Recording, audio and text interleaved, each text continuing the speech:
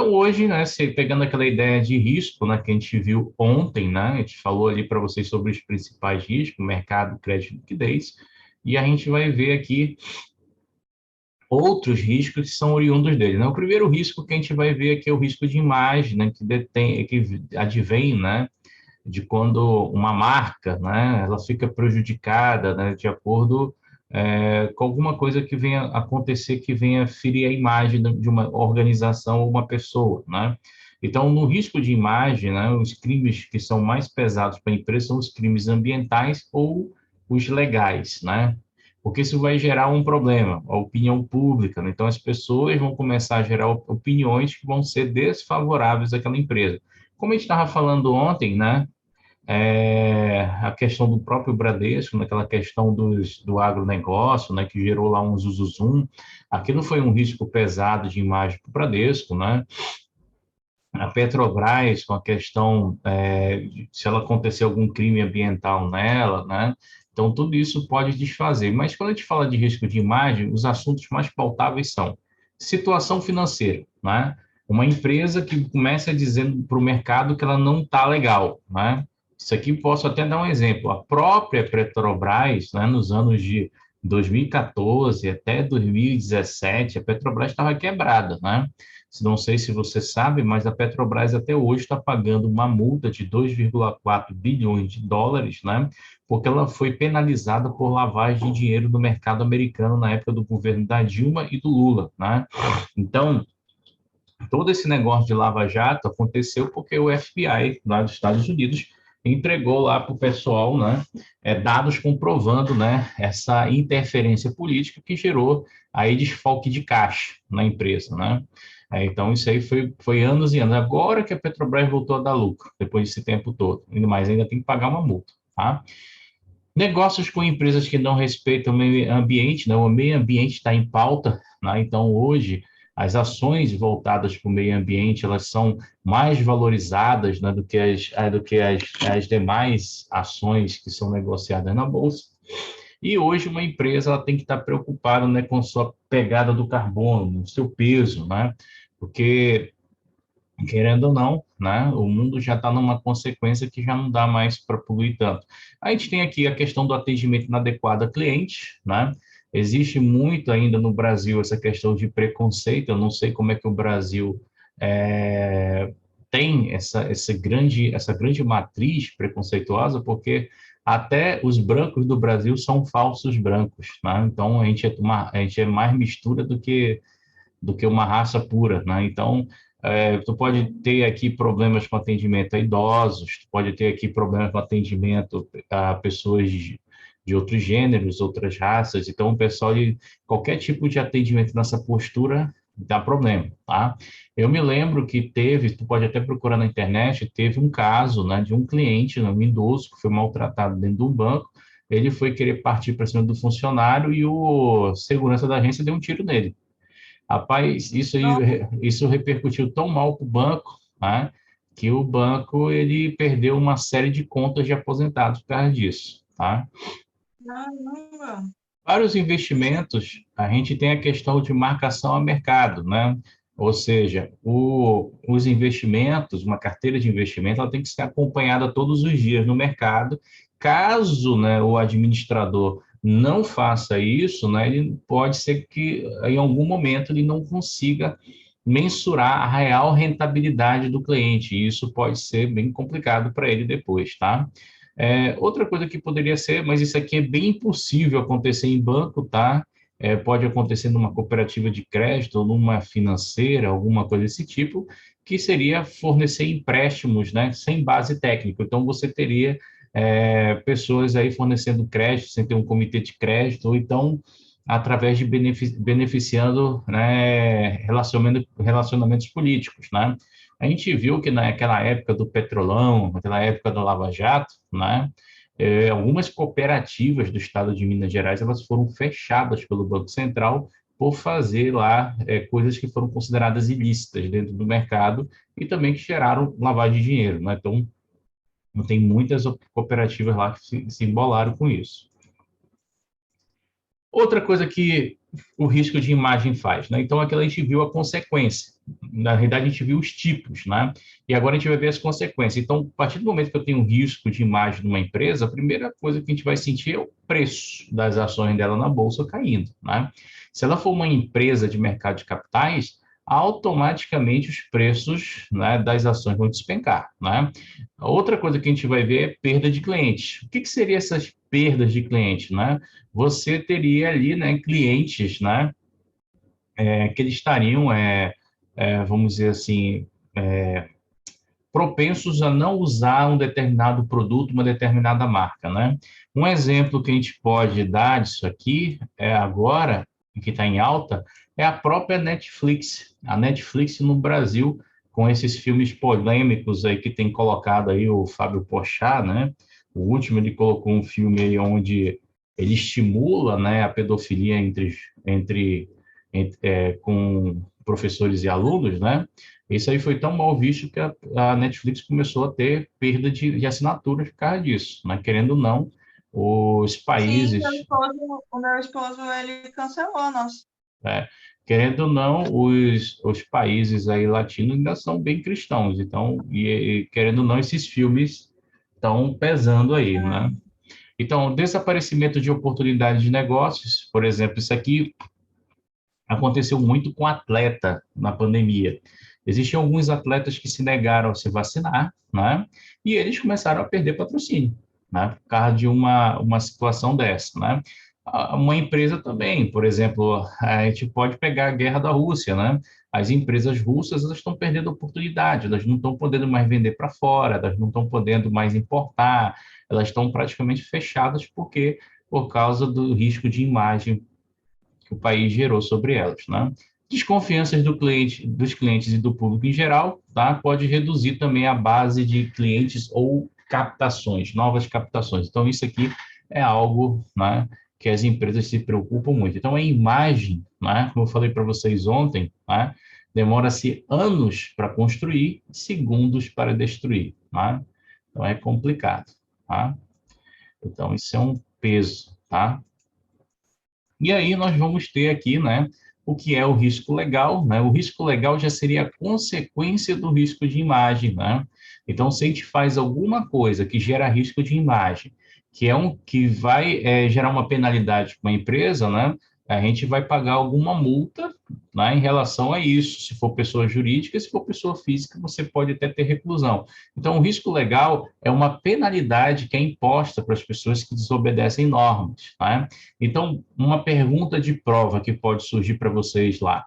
Quem evita o risco legal e o risco de imagem de uma instituição financeira? É o compliance, é o setor de controles internos, é o pessoal da auditoria. Então, esse pessoal, eles fazem, né, o monitoramento diário de vocês para evitar esse risco, né, total. Então, o risco legal ele também é conhecido como risco jurídico, né? É o risco que eu vou receber alguma penalidade, tá?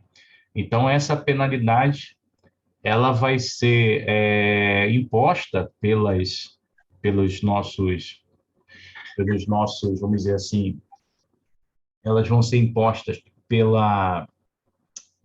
esqueci o nome, ela vai ser imposta pela lei, desculpa, leis e normas, tá? E aí você vai ter uma penalidade. Então, essa penalidade, ela pode ser, sempre ela vai ser multa e reclusão.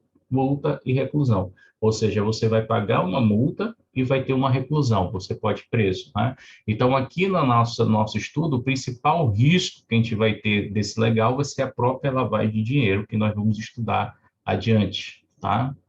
E aí nós vamos ver aqui, né, a questão do risco legal, né, na forma do compliance. Então, o compliance ele vai atuar fazendo isso aqui, ó. O compliance ele vai atuar dentro da instituição financeira, fornecendo controle, né? O que que seria essa parte de controle aqui, né? O compliance ele vai atuar lá dentro do banco lá, criando procedimentos que vocês vão ter que seguir à risca, não pode furar esse procedimento. Por exemplo, tu vai abrir contas, né? Qual é o procedimento de abertura de contas lá no banco? Tu vai ter que receber lá a documentação do cliente, vai atender o cliente, você vai ter que verificar se a documentação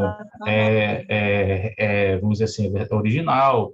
Você, Sim, se for pessoa jurídica, você vai ter que visitar o local para saber se aquela empresa existe ou se é uma coisa de fachada, aquele negócio todo. Então, você tem alguns procedimentos de controle que você tem que seguir. Outras coisas que você segue de controle é a questão da auditoria não, da questão dos empréstimos. Então, você não pode oferecer empréstimo de qualquer jeito. Você tem lá de acordo com as margens, né, de acordo com os volumes, existe um comitê, né, que vai ter que ser aprovado, né, então existe todo um ritual, né, para você conseguir aprovar um empréstimo de uma instituição financeira, né. A outra coisa que o compliance vai ver é a adequação às leis e normas. Então, o compliance ele vai estar de olho se a instituição financeira ela está adequada às normas, né? As normas e as leis que são vigentes no mercado financeiro. E isso, as normas e as leis do mercado financeiro mudam o tempo todo, né? Por isso que é necessário ter uma auditoria, né? Olha só, uma instituição financeira normalmente ela recebe uma auditoria interna e uma externa, né? Então você tem uma auditoria interna, que é a auditoria do compliance, que é feita de 6 e tem uma auditoria externa que normalmente é contratada e é obrigatória, tá? Essa auditoria externa, ela vai verificar vários pontos, né? Que são rotina da instituição e que não podem ter falhas. Né? Envolve tudo. No caso do banco, envolve desde o translado do recurso, lá daquele momento que a gente chama o carro forte, até as operações de tesouraria, operações de caixa, gerência e a parte contábil. Então, tudo isso vai se envolver lá, a parte negocial e tudo, né? O compliance vai estabelecer regras de cunho para toda a organização. Aí, nessas regras, tem uma observação de prova. Qual? Todo manual, toda política, toda norma, vamos dizer assim, normativo que o banco faz, ele tem que estar de fácil acesso a todos os funcionários da instituição, ou seja, todos os colaboradores, todos os empregados, eles têm que ter facilidade para acessar as normas da instituição, ler para poder seguir, né? Então, normalmente se dispara um correio para toda a instituição, né? Procedimentos a gente já viu, que é a questão dos procedimentos que eles vão ser mapeados. Então, todo procedimento das instituições, eles vão receber um mapeio, né? Para entender até quais seriam as contingências, as falhas, né, os eventuais problemas, e os riscos, né? Então, tudo isso é para o compliance eliminar a questão do risco, né? Então, o compliance ele atua para eliminar do risco, que é o legal, e o DIN+. Seguindo isso, nós vamos aqui para controles internos, né? Essa norma aqui ela é muito importante, porque é aqui que o compliance vai basear a auditoria dele, essa resolução 20554. Isso aqui cai até em concurso público para Banco Central e etc. Quando a gente fala de controle interno, a gente está falando que dentro de que o Conselho Monetário Nacional ele obriga que as instituições tenham controles adequados ao seu porte e à sua estrutura. Então, por exemplo, quanto maior ou quanto grande for essa instituição, maior vai ter que ser o seu controle interno, né? Maiores serão os gastos. Quanto menor for essa instituição, menor será a exigência de controles internos. Então, é dessa forma que o Conselho Monetário pensa, tá? Então, o controle interno, o sistema de controle internos, tá? Eles são desenvolvidos, tá? Para tudo isso aqui, né? Voltado para sistema de informações financeiras. Então, eu vou ter lá um sistema que vai monitorar os saldos dos clientes, vai ter um sistema lá que vai compreender a movimentação deles, vai ter o registro, né, dessas movimentações, né? Vai ter a parte operacional, eu vou ter lá dentro desse controle interno, né, manuais que vão dizer como é que os empregados, como é que os funcionários vão trabalhar na parte operacional para mitigar risco, e vou ter a parte gerencial, né? Além disso, o compliance vai adequar para ver se as instituições ela trabalha de forma a atender, né, essa parte de cumprimento de normas e lei, né? Então, nós vamos ter essa ideia. Então, o compliance é um órgão bem complexo nesse sentido, tá? Então, uma coisa que é interessante aqui, que também cai em prova, deixa eu ver se está aqui. Ó, os controles internos, olha lá, aqui, ó, é que devem ser conhecidas a respectiva função no processo, tá? E responsabilidades atribuídas a diversos níveis da organização. Então, quando eu falo de controle interno, tá? Ele é obrigatório que ele seja acessível a todos os funcionários da instituição, ou seja, né? Existe um procedimento, por exemplo, no banco, o procedimento de tesouraria. Existe o procedimento de caixa, procedimento gerencial. Existe o procedimento, né, de segurança, de valores. Existe o procedimento para operações de fundo de investimento, etc. Para qualquer procedimento, se você que é funcionário do banco, você quiser conhecer aquele procedimento, você tem que ter acesso ao manual, né?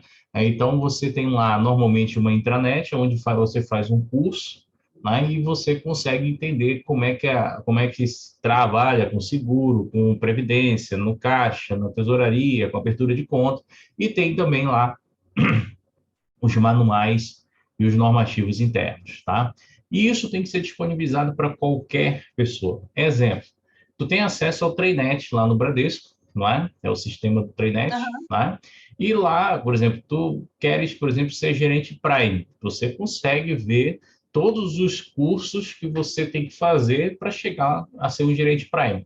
E lá você vai ver também essa parte de compliance para todos os níveis. Tu vai ver de caixa, abertura de conta, para gerência varejo, para gerência lá do Prime até chegar lá. E você vai entender como é que a organização toda funciona. Então, isso são todos os manuais. Qualquer pessoa pode fazer isso e vai estar disponível a qualquer ente da organização, tá? Não pode ser proibido, tá? Os sistemas de controle interno ele tem que compreender todos os níveis de negócios da instituição. Então, todo tipo de negócio que a instituição faz tem que ter o controle interno, né? Inclusive os relacionados a investimentos, né? Então, eu vou ter lá o controle interno olhando lá investimentos, empréstimos e captação, né? E a parte operacional.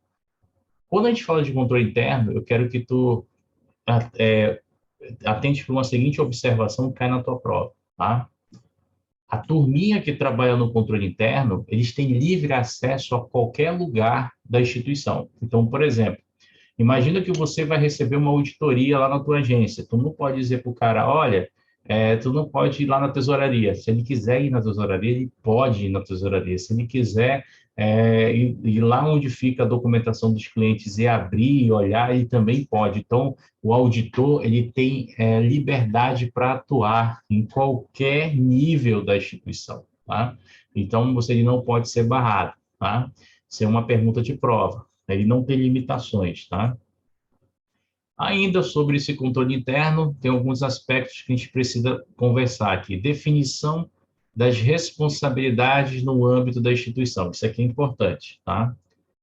Quem desenha os cargos, né, da instituição e o que cada um dos cargos vai ter de responsabilidade é o controle interno. Então, o controle interno ele vai dizer assim, olha, um caixa, ele vai ter como atribuição contar o numerário, ele vai ter como atribuição atendimento, pagamentos, vendas de seguro, previdência, capitalização, consórcio, aquele negócio todo.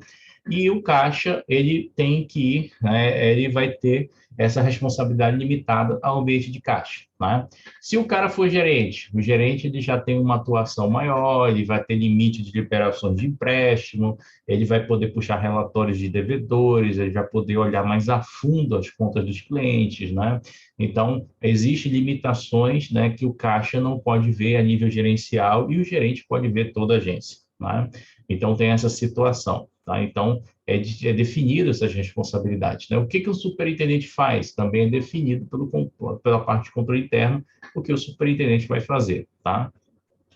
Segregação das atividades, né? Eu quero que tu marque bem essa palavra segregação, tá? Segregação. Toda vez que você ouvir na sua prova essa palavra segregação, vai ter que aparecer na questão essa outra palavra aqui, ó, conflitos de interesse. Essa é a dica, né? Toda vez que falar de segregação na tua prova, eu estou atribuindo a conflitos de interesse e vice-versa. O que seria segregar, né? O que tu entende pela palavra segregar? Separar.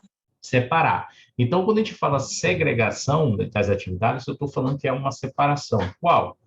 caixa atua como caixa, tesoureiro como tesoureiro, gerente como gerente. Mas, na realidade, isso não funciona. Tá?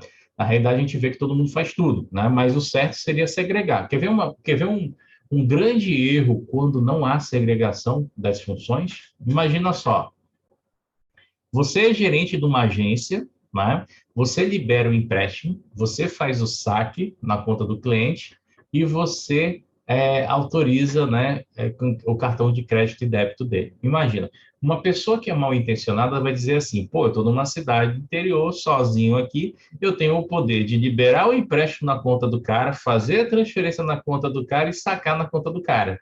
O que que o cara faz? Ele Ah, faz dinheiro e faz. E isso aí vai ser um quê? Um problema de conflito de interesse. Então, o que que acontece? A segregação, ela vem para que tenha ordem na casa. Ou seja, aquela pessoa que aprova não é a mesma pessoa que libera.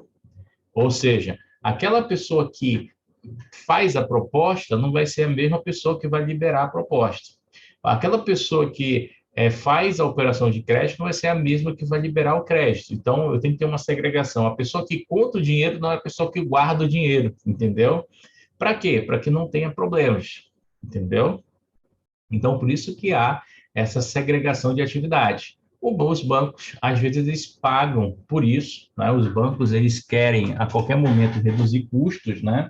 Então, eles acabam, né, em alguns lugares, né, quando as agências são necessárias, mas elas não dão resultado, eles acabam pagando esse risco, né? Então, eles pegam, né, colocam um funcionário lá para fazer todas as operações, né, e paga para ver se ele vai ser honesto ou não, entendeu? E isso acontece muito, né? Por isso que a gente vê aí vários casos de colegas nossos de trabalho que a gente saindo do banco depois por causa de irresponsabilidades, né? Olha lá. Identificação dos fatores que possam afetar diversamente a realização dos objetivos da instituição. Então, existem situações que podem mudar, né, esse roteiro. Qual é o objetivo principal de uma instituição? Dar lucro. E o que seria o objetivo adverso?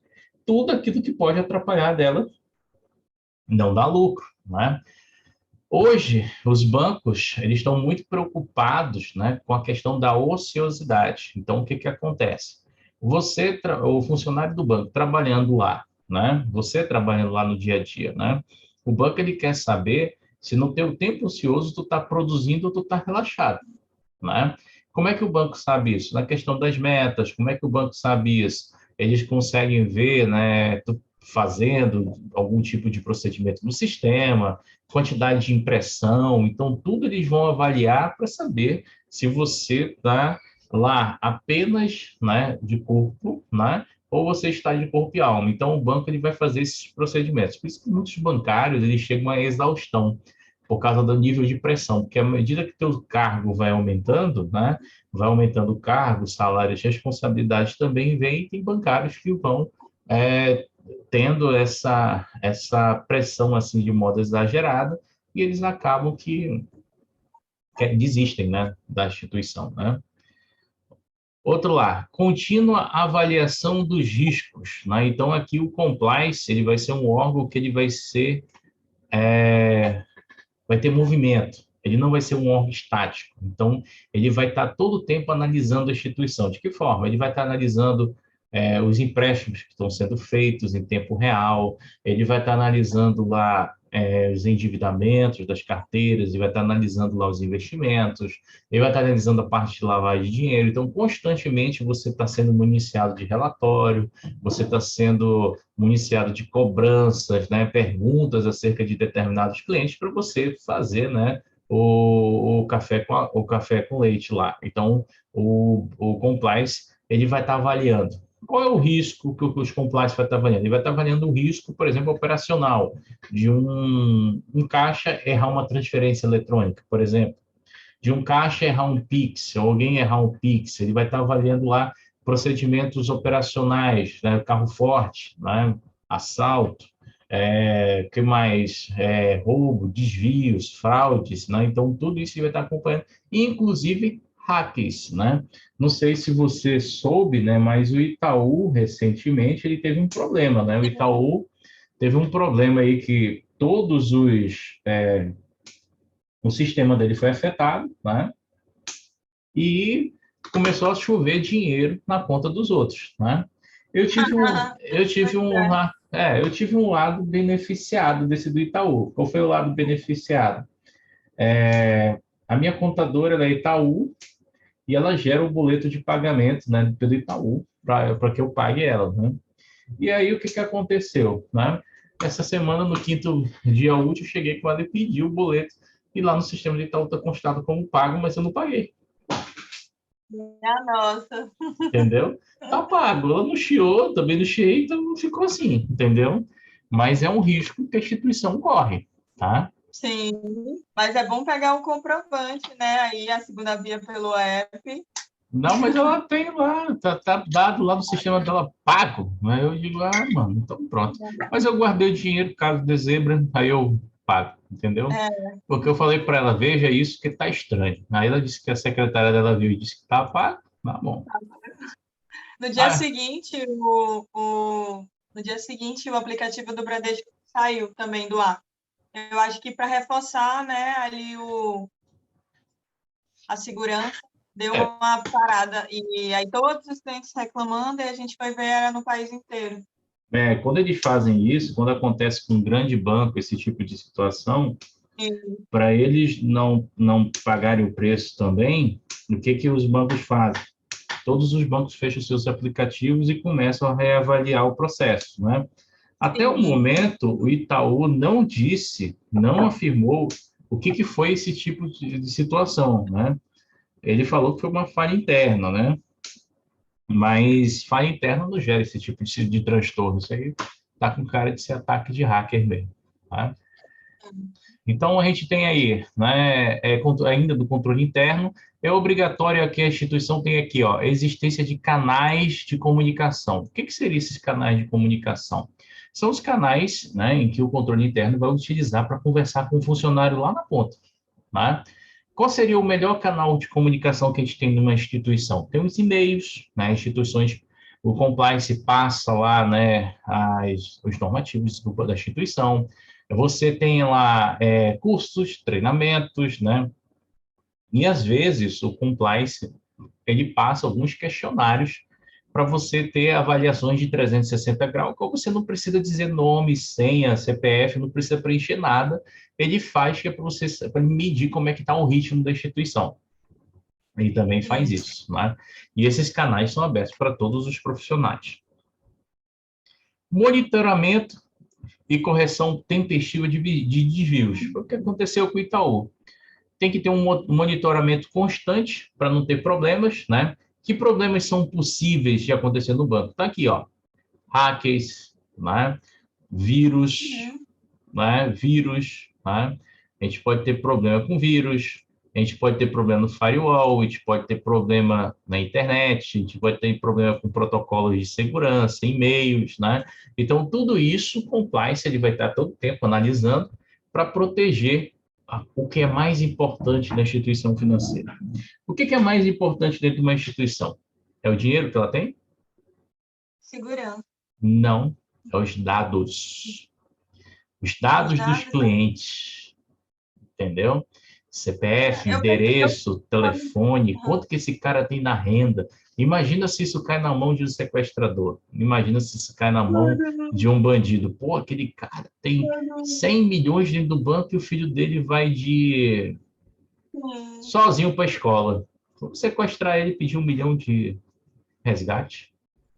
Então, tem tudo isso, é um protocolo de medo. Então, existem. Teve a gerente, né, do Santander, que foi sequestrada recentemente. Teve. Acho que teve uma do Bradesco, acho que foi 2 anos atrás, um ano atrás, não me lembro de cabeça, teve uma do Bradesco também, né? Então, você tem aí todo esse detalhe. Os dados são as coisas mais importantes, né? Eu tenho alunos meus que eles são corajosos, entendeu? Os caras são promovidos, aí coloca lá, sou tesoureiro do Banco Santander, bate o crachá com a foto, estampa lá no Facebook e bota no Instagram. Tá botando um alvo na costa, né? Bandido só quer Tá. isso, né? Às vezes eu acho engraçado, teve o Santander, foi assaltado, né? E o bandido entrou lá, eu soube disso pela gerente, que era uma aluna minha. O bandido sabia o nome de todo mundo, sabia que era o caixa, sabia que era o gerente, sabia por quê. O pessoal faz as festas, bate as fotos e vai embarcando o pessoal nas redes sociais. Nossa! Entendeu? Uhum. Tem que tomar muito cuidado com O o que bandido posta. lá, né? Pois O é. bandido lá, acompanhando tudo. A realização de testes de segurança, isso tem que ser constante no banco, tá? Principalmente em cima dos sistemas, para ver se não tem situações de falha. Falhas operacionais ou falhas externas. Então, isso aí todo o tempo, o compliance está acompanhando também, tá? E ainda,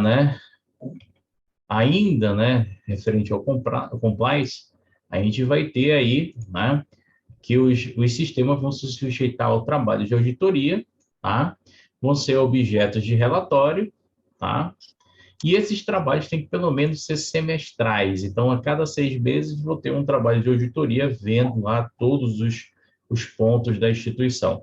E esses relatórios eles devem ser mantidos à disposição do Banco Central. Então, quando o Banco Central ele quiser, ele pode pedir, né, da instituição bancária um relatório para saber como é que ela está. Cadê o relatório de auditoria? Né? Quero saber o relatório dos inadimplentes. O que o auditor falou disso? O Banco Central pode pedir. E o Banco Central, se ele quiser, ele também pode fazer uma auditoria em loco, ir lá na agência fazer auditoria. Né? Eu já passei por auditoria de Banco Central, mas não em banco. Cooperativo de crédito, os caras são bem chatos. Né? É bem Como é que chatinho é? mesmo. Rapaz, eles Sim. entram, eles vão lá, né? Primeiro o Banco Central manda uma carta, né? Dizendo quem são os auditores, né? A formação, quando que eles vão e quando que eles vão sair e o que eles querem olhar, entendeu? Aí eles chegam, apresentam o seu RGzinho, sua carteira de trabalho funcional do Banco Central, seu crachazinho. Aí você já tem que separar uma sala para eles com todos os documentos que eles pediram, né? Que pode ser cadastro de alguém, pode ser empréstimo, pode ser relatórios de auditorias anteriores, pode ser essa parte de contábil, né? E aí eles vão chamando os Aham. responsáveis por cada uma das áreas, vão chamar o gerente para saber o que foi feito em uma negociação que não está conforme as normas, aí vai chamar como é que se diz? O cara responsável pela área de cobrança, pela área de empréstimo, vai ser pela área de renegociação, vão conversar comigo, ver quais são os procedimentos. E a ideia da auditoria é o seguinte: é igual investigação policial. Eles vão ficar fazendo as mesmas perguntas, né? Todo o tempo, para várias pessoas diferentes, para ver se ele encontra alguém que não entende do processo ou está fora, entendeu? Se alguém não encontra no processo está fora, aí eles entendem que tem alguma incoerência e vão lá e fazem uma pontuação, entendeu? Eles são bem chatos nesse Aham. ponto, né? Então eles vão olhar tudo. Eles querem saber de rotina de tudo, backup, e-mail, empréstimo, não é só a parte negocial da agência direto, tá? Aham. Eles são bem chatinhos mesmo. Ó, ainda nessa parte de segregação, né? Então, aqui é utilizado pelo mercado essa segregação para evitar o que a gente já falou, que é conflito de interesses, né? Que pode ser um procedimento de separação total das atividades conflitantes, tá? Em diretorias executivas diferentes, né? Podendo chegar até a criação de uma empresa totalmente separada, né? Uma empresa totalmente separada. Então, você tem aí a possibilidade, né, quando a gente fala do Banco Central, né, de ter ali uma separação de instrumentos. Então, você tem ali, por exemplo, existe um sistema lá que a gente chama de SISBACEN, é um sistema de auditoria do Banco Central, SISBACEN, e esse sistema você vai estar colocando as pessoas por carteira. Então, você vai ter lá, por exemplo, um diretor responsável pela área de crédito, um diretor responsável pela área de lavagem de dinheiro, um diretor responsável pela área de financiamento de veículos, pela área de crédito imobiliário, pela área de supervisão, e esses diretores vão ter que atuar entre si, né? Se a área gerar conflito, como normalmente gera na questão dos fundos de investimento, né, tem que ser feito em empresas separadas. Então, por exemplo, você tem lá o administrador, o gestor, o custodiante e e o distribuidor, cada um deles são empresas, são CNPJs diferentes, prédios diferentes, lugares diferentes, para não ter nenhum tipo de trabalho, né, conflito em relação a isso, né? Essa técnica, né, que eles chamam de separar totalmente, eles botam o nome de Chinese Wall, tá? Muralha da China, que é a chegação de ter uma separação bem brusca mesmo, né? Uma separação total. E aí, dentro da instituição, né, um tipo que a gente tem aqui de segregação é essa aqui, né? A gente tem aqui, por exemplo, tá? As instituições financeiras que administram fundos de investimento, né, que a gente chama aqui o pessoal de administrador fiduciário, né? Eles podem aqui observar essa segregação de funções relacionada aos recursos de terceiros, ou seja, quando a gente está dentro de um fundo de investimento, né, quando a gente tem um fundo de investimento, esse fundo de investimento ele só tem uma forma de gerar receita. Como é que o fundo de investimento ganha dinheiro? O fundo de investimento ele ganha dinheiro através do que a gente chama de taxa de administração. Então, é a história. Então, o fundo ele vai pagar suas despesas através, né, de taxa de administração. Tá? Se o administrador, por exemplo, ele tem mais despesas, né, do que o fundo pode suportar, ele não vai poder mexer nos ativos do fundo. O que são os ativos? Quando o investidor vai lá e compra, por exemplo, uma cota de fundo de investimento, ele está colocando dinheiro dentro desse fundo para comprar essa cota, né? Esses ativos que são mantidos com dinheiro dos investidores, tá? Ele não pode mexer. É igual o banco. Você chega lá no banco, a agência, ela tem um centro de custo. É desse centro de custo que sai o salário dos trabalhadores, que sai o pagamento de água, luz, telefone, essas coisas tudinho, que tem na agência, não o custo, né? Se de repente o gerente não está administrando direito a agência, ele não pode ir lá na tesouraria sacar o dinheiro na tora da conta de um cliente e pagar as despesas do banco. Isso ele não pode fazer. Ele tira da tesouraria o que está referente ao centro de custo dele. Então, é tudo uma questão de controle contábil, tá? Se ele fizer isso, o que vai acontecer? Ele vai quebrar o princípio de Chinese Wall, ou seja, vai ter um conflito de interesse, tá? Certinho? Tipo, Certo, não só tava, eu ia copiar. não, espera, vai lá.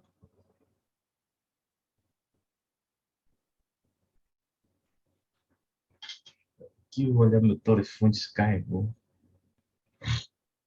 Alô, Dona?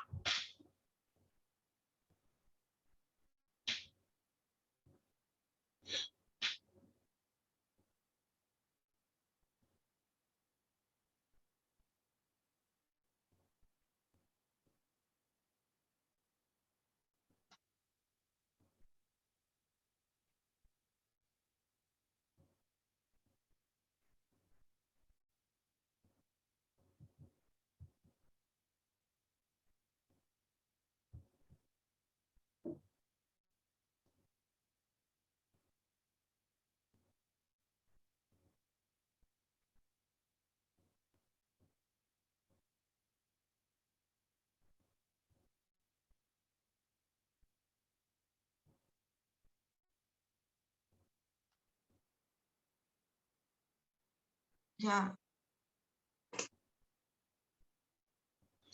Beleza, já então, acabei. beleza. Aí, vamos nós. Tá rolando uma treta aqui entre a Petrobras e o Bolsonaro. Hum. Ainda Ele sobre falou hoje que os a nossa combustíveis. gasolina é a mais barata? Hoje foi. Não, não sei se foi isso, não. A treta que eu estou vendo aqui que ele está dizendo, ó, Petrobras caiu o preço do petróleo no mercado internacional. Quando é que tu vai baixar o preço da gasolina? Tá, Ah, tá frescando com o presidente lá. Porque foi aprovado hoje no Conselho da Petrobras, né, que o governo não pode interferir, né? O governo ele detém só 50% da Petrobras, os outros 50% quem detém são os outros investidores. Então, fica pau a pau a porrada, entendeu? Na realidade, o governo detém 49% da empresa e o resto é de investidores. Então, vamos lá. Segurança da informação, né? As instituições devem zelar pelos seus sistemas de controle internos, de modo a garantir que as informações geradas, armazenadas, processadas e disponibilizadas sejam confiáveis e seguras. Então, como eu te falei, né? A informação é tudo dentro de uma instituição financeira. Tudo, né? Então, olha lá, para controlar essas informações, o sistema de controle interno vai ter que fazer isso. Ele vai ter que estabelecer rotinas que critiquem os dados, né? Ou seja, essas rotinas que vão criticar os dados, elas vão ter como objetivo saber se há inconsistências, né? Por exemplo, como é que o Itaú ele vai corrigir esse problemão que ele teve? Ele vai rodar um sistema para ver onde teve inconsistência de saldo, né?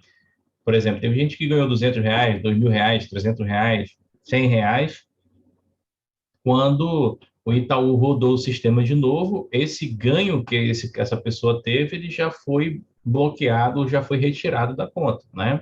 Então, ele vai ter que ter uma rotina de segurança lá para controlar isso, né? Procedimento de conciliação de saldos, isso aqui é extremamente importante, né? Imagina se uma instituição financeira não tem conciliação de saldos, a dor de cabeça que vai ser para o gerente, né, mostrar, né, para o usuário como é que está o andamento das suas contas, né?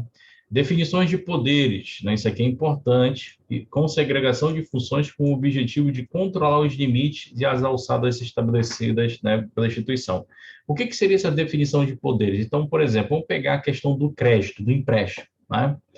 Normalmente, o banco ele tem um manual de crédito que diz o seguinte: se o cara emprestar de R$ 2.000 a R$ 10.000, não precisa de comitê de crédito, ele pode fazer isso sozinho, lá no caixa eletrônico, no internet bank, já tem um limite pré-aprovado para ele, né?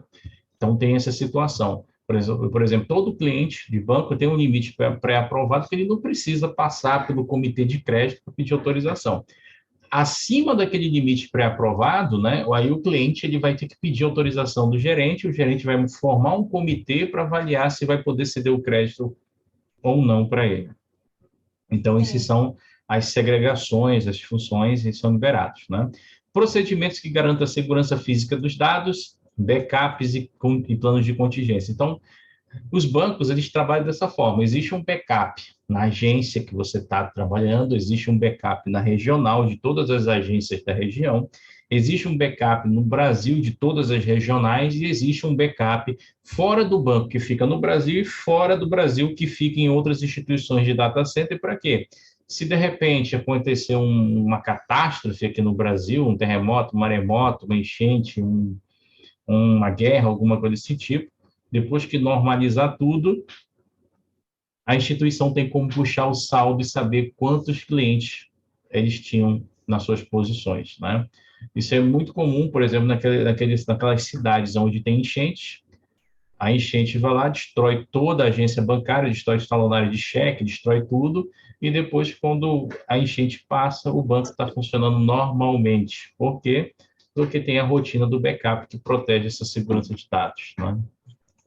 A gente sabe disso, ainda mais aqui na nossa região. Definições de relatório aqui, né? Então, a gente tem aqui essa parte de relatório aqui gerenciais, né? Que vai permitir aos gestores uma avaliação periódica das informações contidas no sistema. Então, principal relatório que o gerente olha, os 10 maiores devedores, para saber se eles estão comprometendo mais de 30% da sua carteira de empréstimo, né? Outro relatório que o gerente olha muito, os 10 maiores aplicadores, né? Outro relatório que o gerente olha muito, né? Quem tem saldo parado em conta corrente para fazer movimentações, né?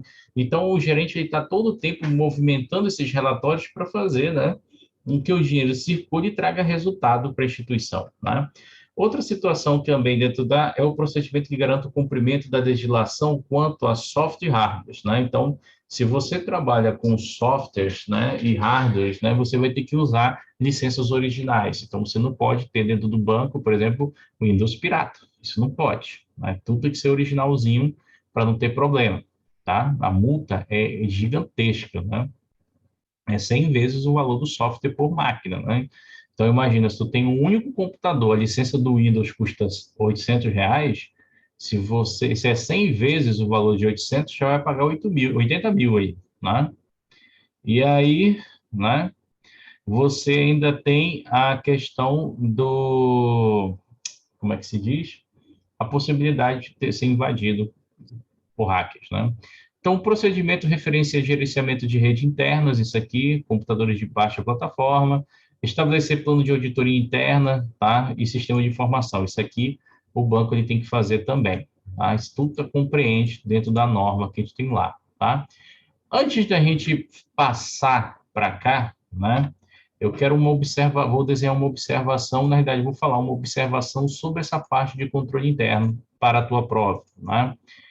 Quando a gente fala de controle interno, né, uma coisa que eu quero chamar a atenção para a tua prova é o seguinte: quem é responsável por adequar e implantar o controle interno dentro de um banco ou dentro de uma instituição financeira? Quem é responsável por implantar e adequar, né, o controle interno dentro de uma instituição financeira? A resposta é os diretores da instituição. Então, quem é responsável por adequar, quem é responsável por adequar e implantar os sistemas de controle interno dentro da instituição financeira? São os diretores do banco, tá? É essa turma que é responsável por isso, tá?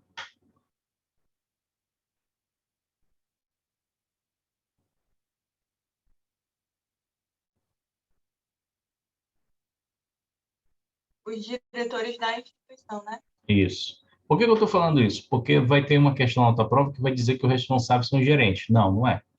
Vai ter uma resposta na tua prova que os responsáveis vão ser lá superintendente. Não, são os diretores, né? Tanto que se a instituição for pega pelo Banco Central sem cursos, sem treinamento, sem gastos nessa área é, Segurança. dessa parte de Da- controle interno, né? Os diretores eles são penalizados, tá? Eles podem ficar até 10 anos sem trabalhar no mercado financeiro. Tá? Então, essa é uma confusão que Tá pode bom, acontecer. certo. Então, a palavra que vai estar lá é a palavra diretores, né? Diretores, eles que são responsáveis pela implantação e pela adequação dos controles internos. Tá? Então, vamos nós lá. E aí, nós vamos estudar o primeiro, né? Vamos lá. Primeiro código da Ambima, né? Com mais profundidade, que seria o código de distribuição de produtos de investimento. Quando a gente fala desse código, a gente está falando justamente, né, de que forma eu vou distribuir um fundo de investimento no banco, né? Então, eu tenho lá os critérios de como eu vou fazer essa distribuição. Não é de qualquer jeito, né? Existe um procedimento. Lembra que eu falei para você que existe uma norma, né? Que ela é definida pela CVM, que é a Comissão de Valores Imobiliários, e existe um código de autorregulação que é definido pela Ambima somente para quem é afiliado a ela, né? Então, nesse código de autorregulação, nós vamos estudar aqui os princípios e as regras para as atividades relacionadas a essa distribuição desses produtos, né? Lógico que o objetivo principal aqui, né, é a padronização dos procedimentos e garantir ali, né, a transparência, né, garantir ali o máximo de qualificação das instituições e de seus profissionais, né? Então, essas são as situações que a gente vai ter, né? Então, essa é a ideia. Então, a gente vai ter aqui, por exemplo, a abrangência desse código, né? Nós vamos ter aqui que o código de distribuição ele vai priorizar aqui pela a manutenção dos mais elevados padrões éticos, isso a gente vai ver, essa parte de ética, né? A gente vai ver ali a questão da concorrência leal, que a gente já até comentou, né? Todas as instituições no mercado têm que atuar de forma cordial e leal entre elas. Padronização de procedimentos, ou seja, se eu sou filiado à Ambima, eu vou ser obrigado a seguir todos os procedimentos de colocação, né, e distribuição dos produtos de acordo com o código da Ambima define, né? Então, isso aqui é obrigatório para quem é filiado a ela, tá? Outra coisa que esse código vai trabalhar é no relacionamento, na transparência de relação com os investidores, né? Quando a gente fala aqui nesse relacionamento com os investidores, a gente tem aquela parte que eu nunca posso prometer rentabilidade para eles e eu também nunca posso mentir, né? Ou seja, eu tenho que ser íntegro, né, na situação de eles entenderem né, todos os riscos que estão envoltos, né, envolvidos na hora que eles vão trabalhar com investimentos, né? Normalmente, né, alguns profissionais de mercado, quando vão falar com o investidor, eles acabam não falando acerca dos riscos que os investimentos têm, tá? Então, todo investimento tem risco, tá? E a qualificação das instituições e profissionais envolvidos. Então, isso aqui tudo é obrigação desse código, tá? Dentro dos princípios, né, que a gente vai conhecer éticos, a gente vai ter aqui o princípio de boa-fé, transparência, diligência e lealdade, né? Então, a gente vai estar preocupado ali, né, em gerir o recurso do cliente, né, da melhor maneira, né, de forma inteligente, para que esse cliente ele conheça os riscos e ele também se proteja, né? Então, esse módulo aqui, essa parte aqui, ó, que eu estou grifando, cai muito na tua prova, que é o princípio da diligência, né? Cumprir suas obrigações, devendo empregar no exercício de suas atividades o cuidado que toda pessoa prudente e diligente costuma dispensar na administração dos seus próprios negócios, né? Então, isso aqui, né, a instituição financeira vai ter que cuidar pelo cliente como se o dinheiro fosse dela, né?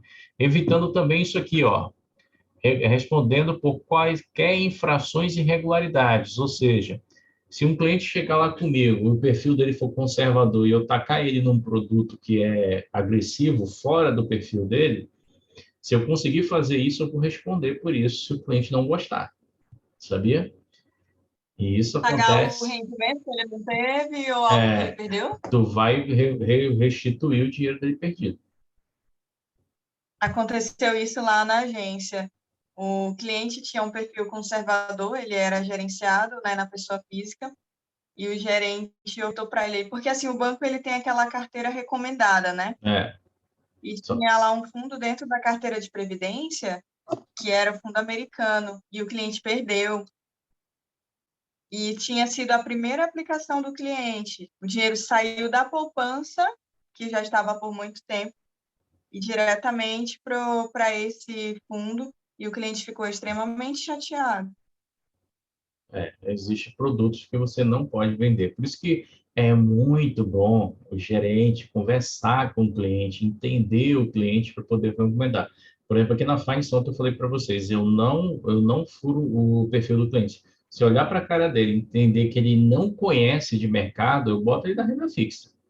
É melhor que ele renda pouco e continue comigo do que ele tenha um aperto e comece a me aperrear, né? Porque até as pessoas que são experientes vão te aperrear, entendeu? Então, é melhor você ter dor de cabeça com quem pelo menos já entende um pouco do risco, né?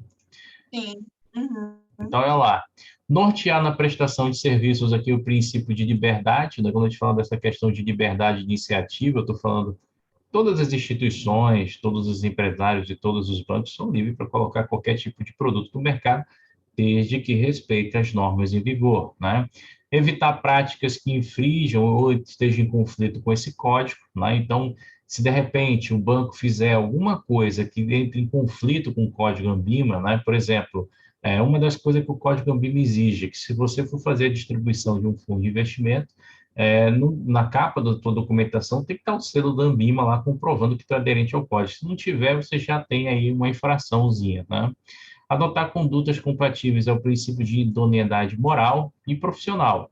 Quando você é profissional, você está preocupado muito com a questão de como vai se desenvolver a profissão e você está se preocupado com o respeito que a profissão tem perante a sociedade. Então, o cara, quando ele tem essa conduta, ele se preocupa duas vezes antes de tentar fazer alguma coisa que seria irregular ou ilegal ao ponto de prejudicar todos os outros profissionais de mercado, né?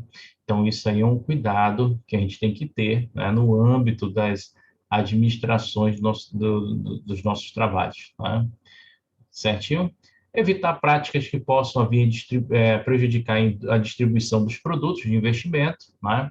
Ou seja, principalmente nessa parte de deveres, por exemplo, essa situação que tu me colocou, lá do teu colega lá, ele colocou praticamente, né, ele prejudicou a distribuição do produto de investimento. Por quê? Esse cliente, por mais que ele tenha recebido o dinheiro dele de volta e não tenha tido perdas, né, a possibilidade dele voltar a fazer um fundo de investimento numa providência é zero. Ele não vai fazer mais. porque ele perdeu a confiança no profissional Uhum. e perdeu a confiança na instituição Sim. financeira, porque para ele vai pensar assim, como é que uma instituição do calibre do Bradesco contrata um profissional desinformado? Então ele vai pensar dessa forma, né? Entendeu? É um negócio pesado, né? Então é uma situação complicada. Então a gente tem que tomar muito cuidado com isso. E a outra situação é evitar os melhores esforços para que todos os profissionais que desempenham as funções ligadas a essa distribuição de produtos de investimento atuem com imparcialidade, ou seja, eu tenho a minha meta para bater, eu tenho os produtos que eu gosto, eu tenho várias coisas que são, eu acho interessantes, mas eu tenho que, em primeiro lugar, observar o perfil do investidor, não é? Então, eu tenho que ser imparcial. Eu posso achar que determinados produtos são muito bons para mim, mas para o investidor pode ser que não seja, entendeu? O investidor pode ser que não seja, o momento pode ser um momento desfavorável para ele. Então, essas são as situações que ele tem que tomar cuidado, tá? Código de distribuição de produtos de investimento, né? Então, as instituições participantes devem divulgar informações claras e inequívocas, né, aos investidores acerca dos riscos, consequências que poderão advir de produtos de investimento, né? E identificar, administrar e mitigar eventuais conflitos de interesse, né, que possam afetar a imparcialidade das pessoas no desempenho de funções ligadas à distribuição. Então, muitas instituições elas cancelaram uma coisa que tinha antes. Por exemplo, você recebia uma comissão. Era muito comum quando você trabalhava no banco, né, uns 10, 20 anos atrás, quando você batia a meta, o banco te dava uma comissão em dinheiro, um dinheiro a mais no teu salário, né? Só que aí o que que aconteceu? Isso viciou os bancários, né, em só vender o produto que beneficiava ele, que aumentava a meta dele. E aí às vezes não era interessante para o cliente em determinado momento. Porque a gente sabe que tem produtos que em determinado momento vão render bem e em determinado momento vão render mal, né? E você vai ter que orientar o teu investidor, né, dizendo para ele que realmente alguns investimentos eles só vão apresentar resultado com longo prazo, né? Se o investidor ele não tiver essa disponibilidade de tempo, tu vai ter que colocar ele em algo que ele pode sacar a qualquer momento com baixo risco. Então, vai botar no CDB, no MedCI, no fundo de curto prazo, no fundo referenciado. Então, se eu tenho algum conflito de interesse por causa de parcialidade, eu posso estar fazendo com que esse investidor ele não venha mais operar comigo. Então, isso aí é algo que eu tenho que repensar, pensar muito quando for fazer a minha carteira, tá?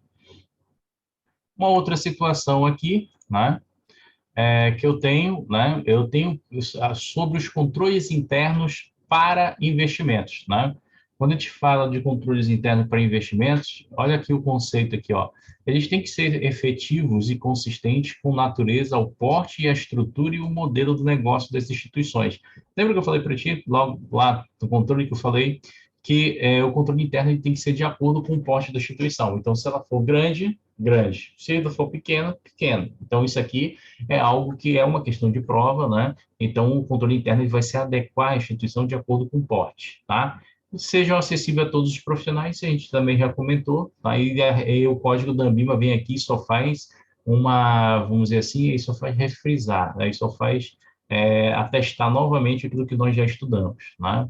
Então, eles também têm que ter uma visão clara, né? Uma distribuição clara das responsabilidades, né? A gente viu que cada um profissional que atua dentro de uma instituição vai ter a sua responsabilidade definida por um regulamento, uma meta, um regulamento, desculpa, ou um código de conduta, ou um normativo interno da instituição e vai ter que seguir. Se não seguir, vai ter um problema. Então, isso aí tudo tem que ser apregoado, né?